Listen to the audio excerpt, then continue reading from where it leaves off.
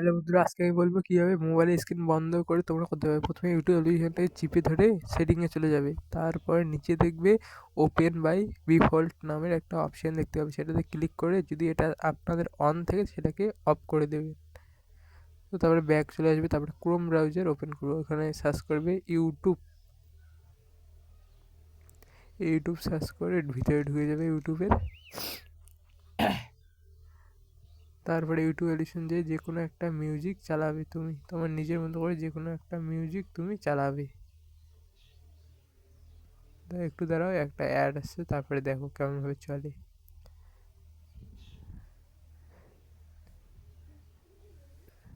Chrome ব্রাউজারে ইউটিউবটা চালিয়ে নেবে। এখনই একটা অ্যাড আসছে, তারপরে তোমাদের মিউজিকটা মোবাইল স্ক্রিনে চালিয়ে দেখাচ্ছি। একটু দাঁড়াও, এই যে দেখুন চালু হয়ে গেছে মিউজিকটা। এখন আমি ব্যাক করলাম, এবার গানটা শোনো।